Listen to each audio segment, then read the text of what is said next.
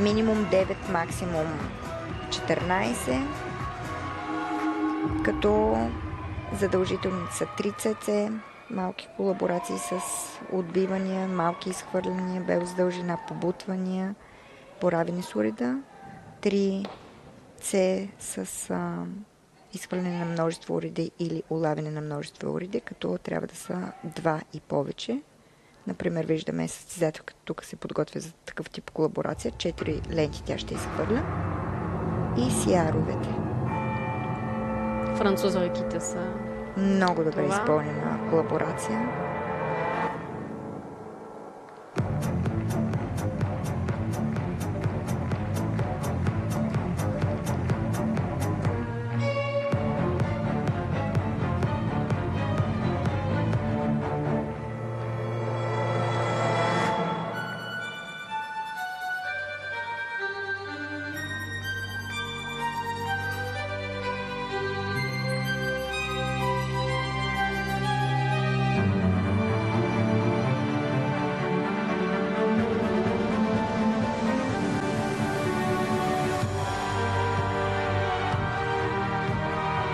Красиви трика, красиви ленти.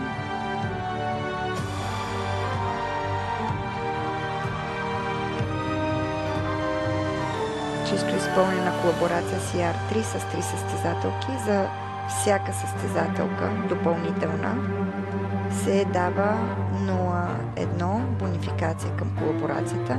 Базата на колаборацията е 0,2.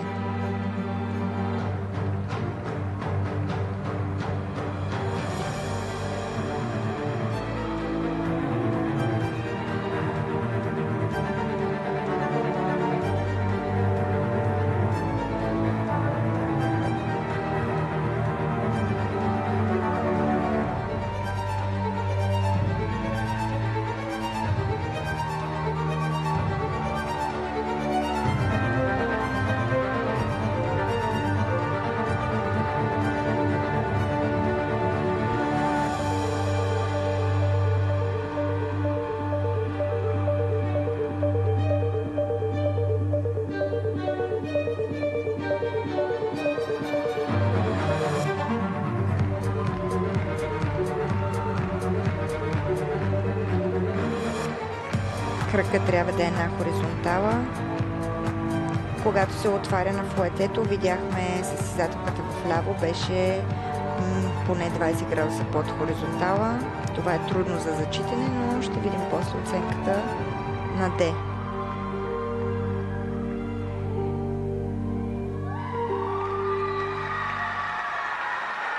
Направим впечатление, че играят на сигурно, защото две от размените бяха само с един критерий, изхвърляни извън зрителното поле и без никаква ротация отдолу. Това значи, че размяната ще струва само 0,3,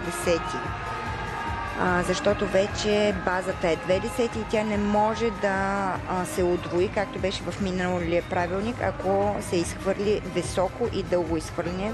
Минимум беше 8 метра и максимума 2 пъти ръста на гимнастичката. Вече това го няма. Вече дали ще изхвърляш дълго или високо и дълго, базата е само 0,2. Така че трупат от друго. От критерии. При изхвърляне и улавяне, например, при изхвърляне може да се използва тук изхвърляне в ротация с крак, извън зрително поле. Те имаха 2 или 3. Ето виждаме тук, това също ще е само 0,3 тази размяна, защото изхвърлиха без критерии, базата е 2 и натрупват само от Illusion. И другите две, тук риска не би трябвало да е зачетен, защото състезателката в дъното на нашия екран, тя дори не довъртя второто шене. Това е задължителен компонент при риска, трябва да има минимум 2 ротации под летящ уред, но те да са завършени на 360 градуса. Състезателката направи само шене и половина и риска не би трябвало да бъде зачетен от съдиите. Но виждаме, че треньорите са доволни. Видимо, без груби грешки. Да. Имаше неточности. Не бяха натоварени с максимум критерии, но може би това... 24 650 изместват италянките в челото на класирането. И то с една точка. Интересното е, че в трудност са с еднакъв резултат и всъщност предимството им идва изпълнение. изпълнението.